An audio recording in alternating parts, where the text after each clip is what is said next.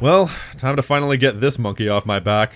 Now, I recently bought a PS5 specifically for God of War Ragnarok. However, the excuse I had for never covering Rift Apart up until now despite everything was that I didn't have a PS5. So with that, I'm kind of obliged to finally close the book on the whole fiasco. Now, I know about 99% of my audience weren't around during the Rift Apart fiasco, so I'll summarize it like this. Originally, I wasn't going to start this channel until later into 2021, probably June to September somewhere. However, I knew that one of the topics I wanted to cover on this channel was my general apprehension towards Ratchet and Clank Rift Apart, based on the previous 10 years of the series, and as soon as they announced the release date, it became a now or never situation. So I made my video and later made a follow-up. These were my two first hit videos of any kind. But naturally, there was a backlash. I said some things that I had every right to believe at the time, but I also said some things I genuinely regret and I genuinely apologize. I will fully admit, I don't stand by most of what I said in those videos, however, as a result of those videos, some regrettable things were said about me. I had an actual hate mob sent after me at one point, and what do you do in that situation when you have all of 500 subscribers and not one iota of public support? When the court of public opinion has already decided that you're a terrible person, everything you've said is wrong, and anybody can get away with saying literally anything about you, no matter how false. You just kinda have to weather the storm with a smile, unfortunately, but life goes on.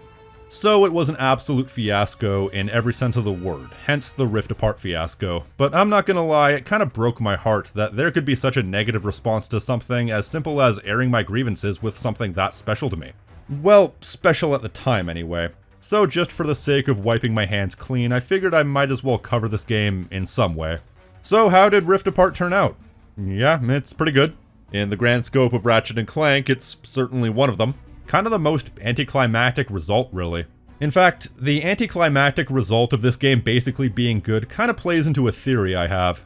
I noticed a pattern across YouTube where as soon as Rift Apart came out, Ratchet and Clank viewership universally went off a cliff. Like, here's a video that was made before Rift Apart, and here's one made after.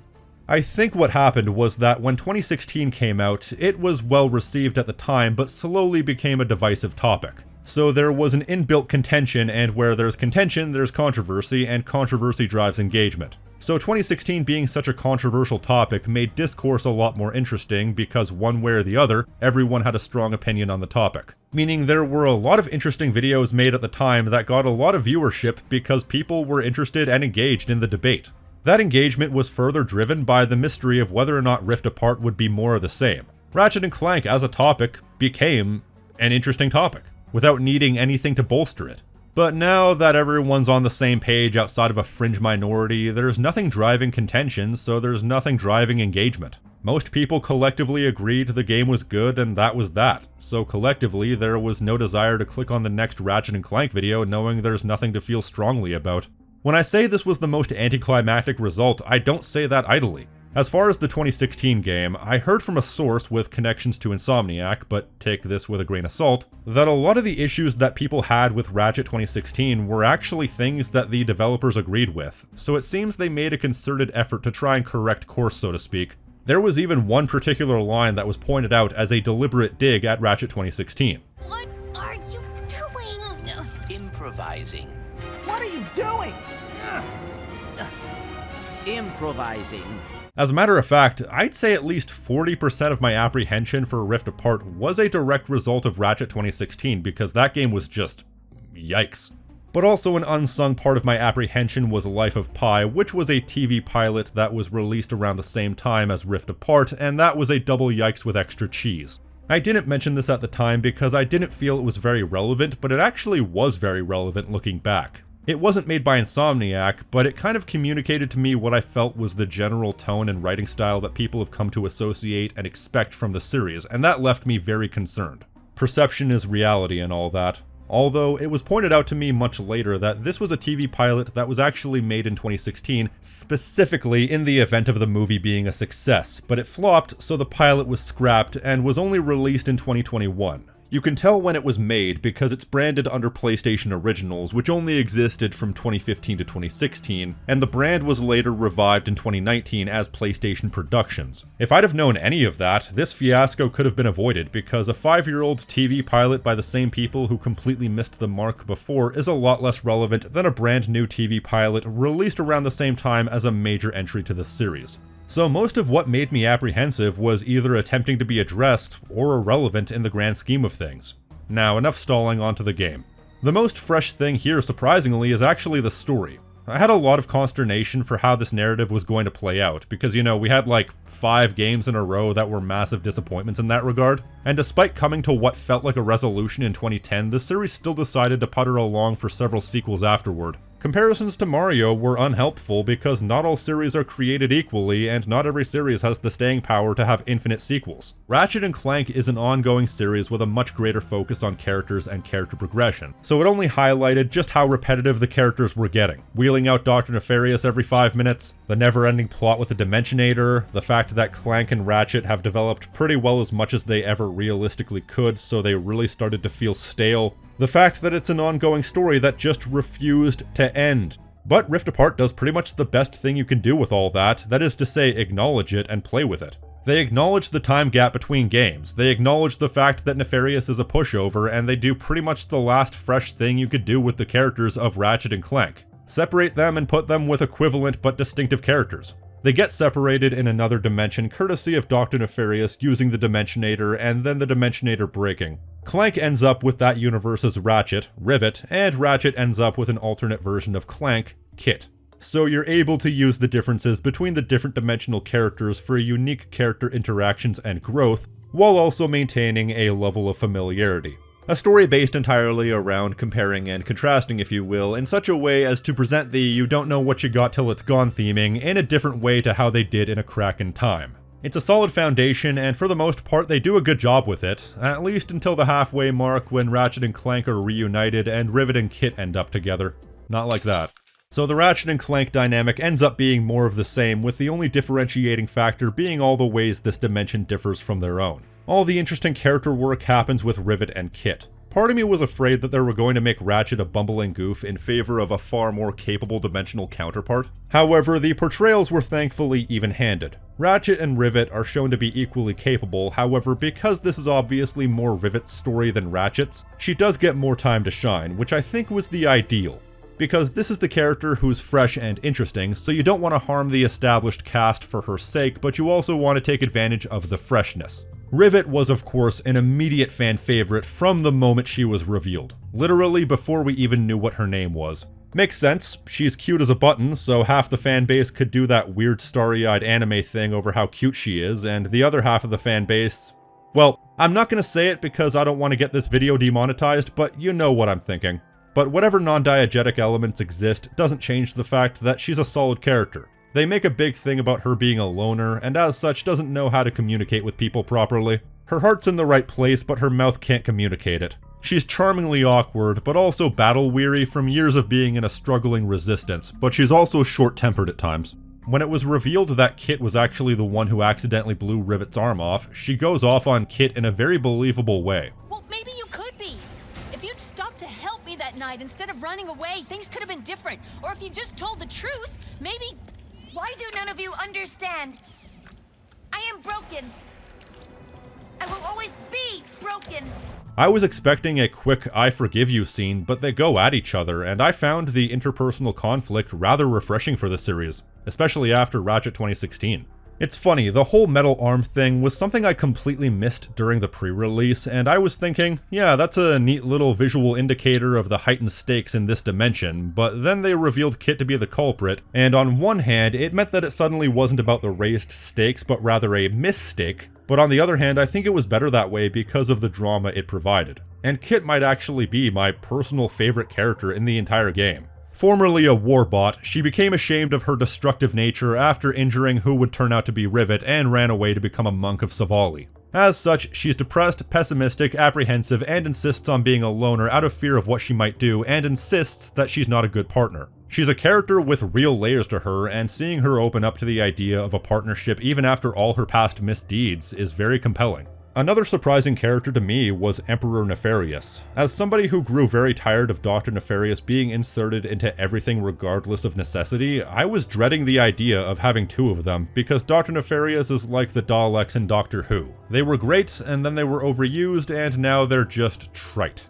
But to my surprise and gratitude, Emperor Nefarious is not Dr. Nefarious. He's a similar but also very distinct entity that adds a lot of freshness to proceedings. It's interesting to me that Rivet's fight with Dr. Nefarious is exactly the halfway point in the game, and that's where they introduce Emperor Nefarious. They showcase just how meek Dr. Nefarious truly is before surprising you with his greater counterpart.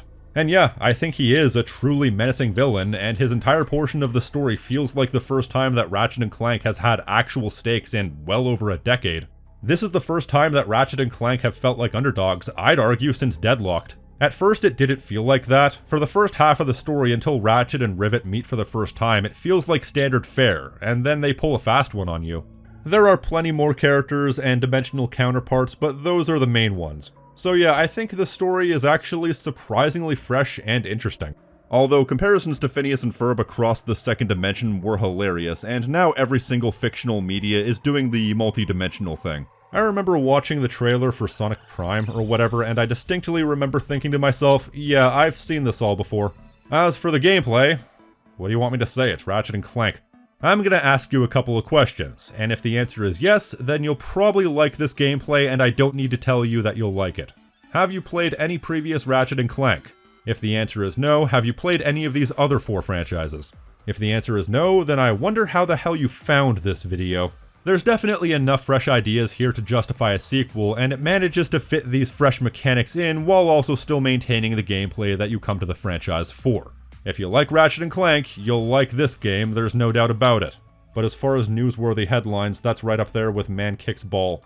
They made a concerted effort to try and make the levels more open, which I'm of two minds about. On one hand, I like well-structured linear design, but then again, we've had that for most of the series. So I don't mind them breaking the mold in this case. Generally, they give you various means to get around quickly, so you can appreciate the size while not getting bogged down in traversal time.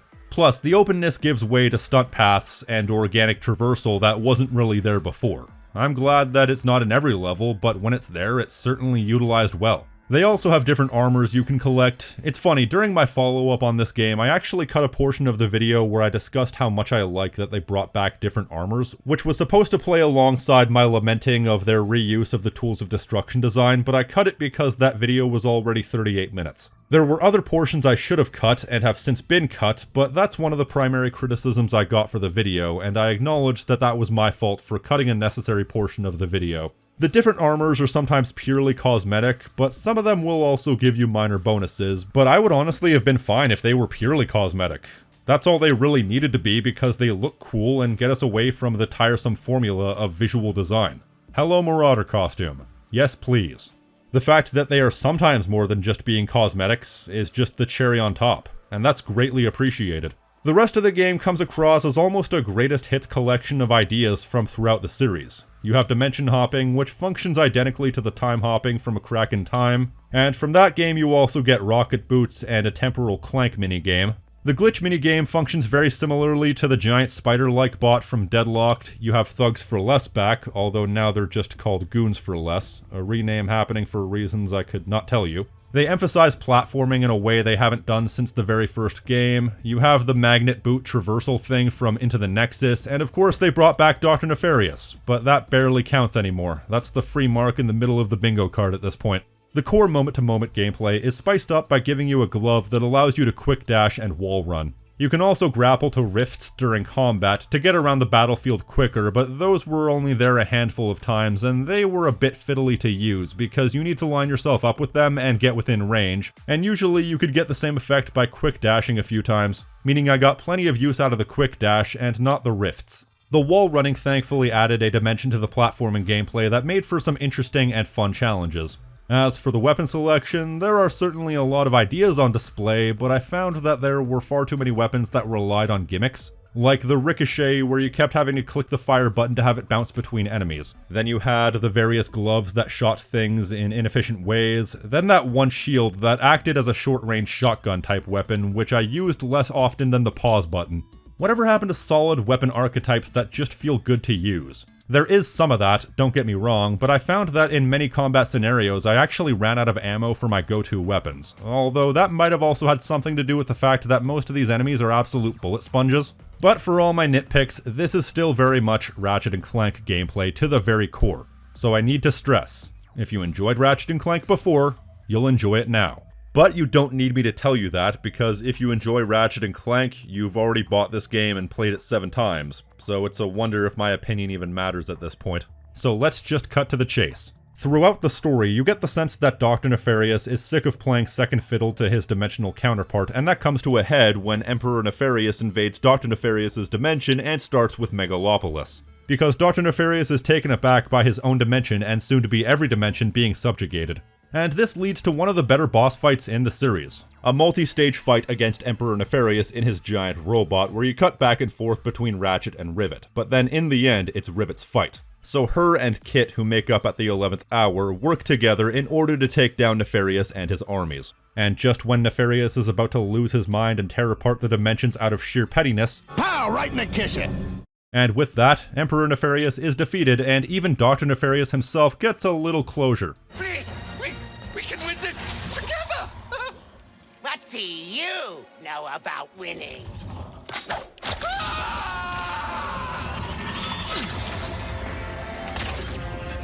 So the universes are saved and everyone goes back to their home dimensions. But Ratchet does make one request.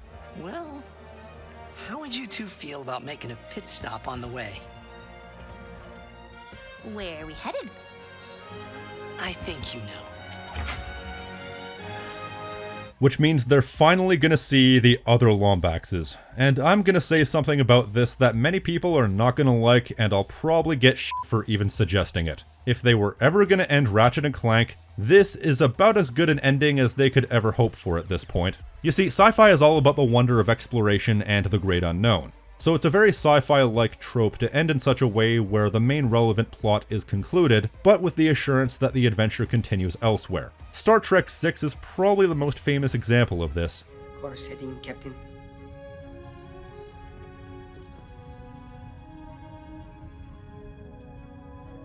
Second star to the right. The story is played out, but the adventure continues. However, they don't show you what happens next because it doesn't matter to the story at hand, but more importantly, because the exploration of the great unknown is such an important element to sci-fi, the ambiguity is far more interesting than anything that they could show you. The story would have not been improved if they showed what happened at the second star to the right. In Rift Apart, the primary story arc has been fixing the dimensional rift and saving the day. What happens next doesn't matter. And make no mistake, this is the conclusion to the Dimensionator plot.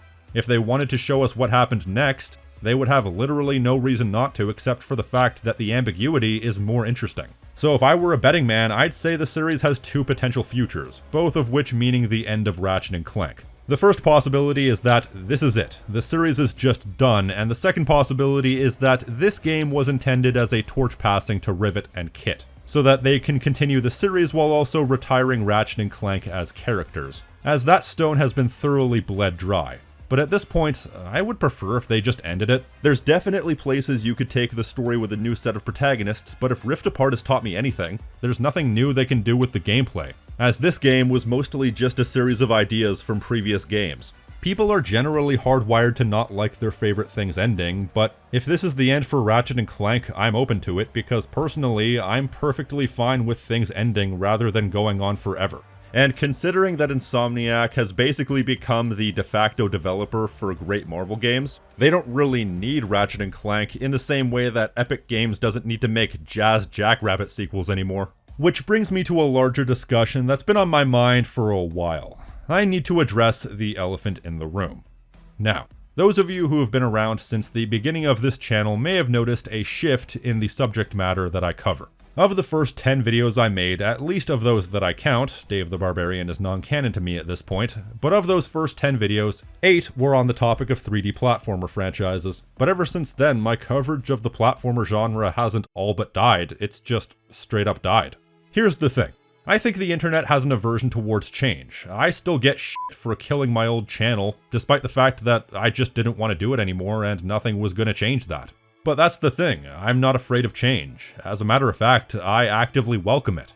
During my early days on this channel, I started covering these games because I had things I wanted to say, but it wasn't long before I largely covered platforming franchises not because I necessarily wanted to, but because I felt that I was supposed to. That's what people wanted. But looking back, I notice a real trend where my coverage of platformers was overwhelmingly negative and my coverage of other things were positive. And that's a trend that's kind of in line with how I feel about the genre just casually playing. I remember during the height of the pandemic, there was a period of time where I was making a concerted effort to try and 100% Crash 3 for the first time. But I got about 67% of the way through, I put the game down, and never picked it back up.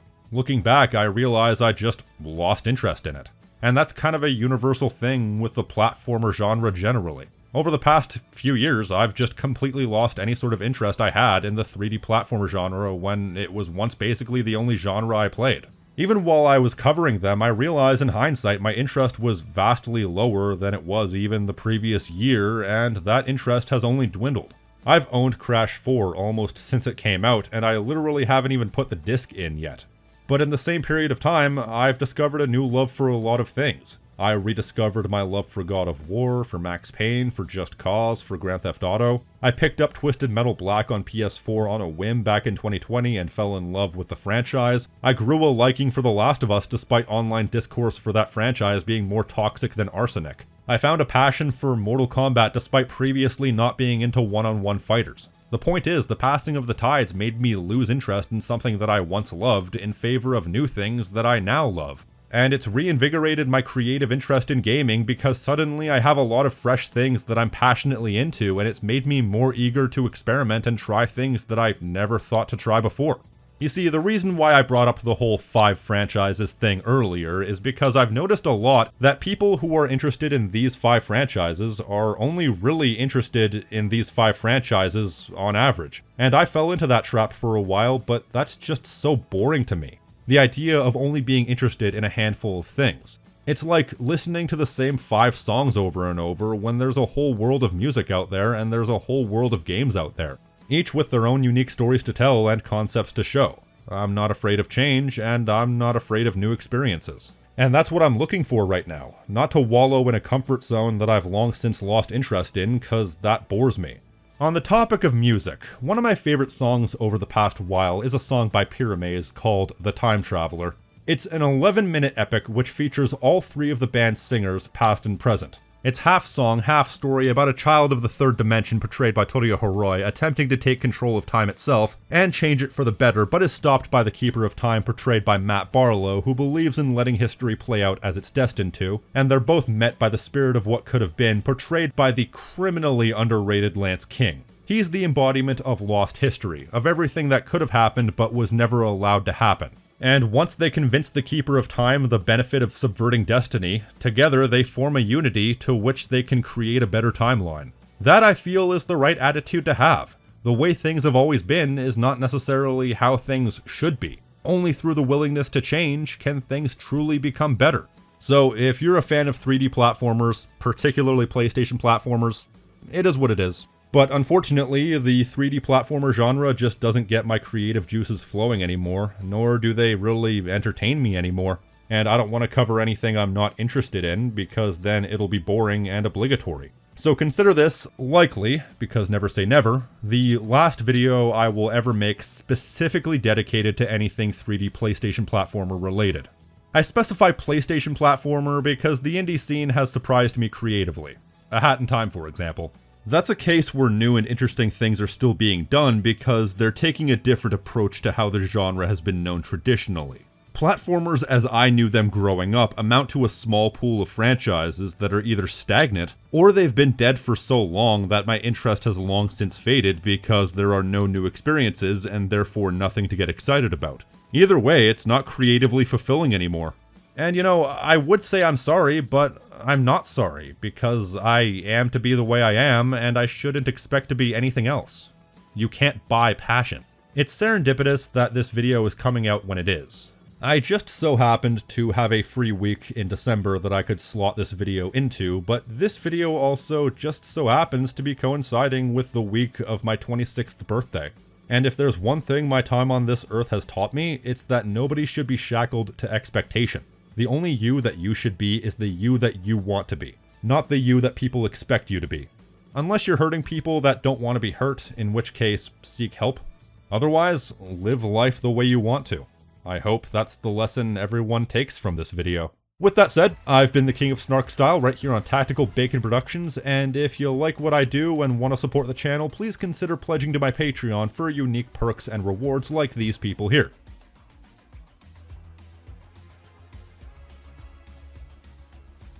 And in particular, a big thank you to users FarmCat84, GAW004, and Inutsu for going above and beyond.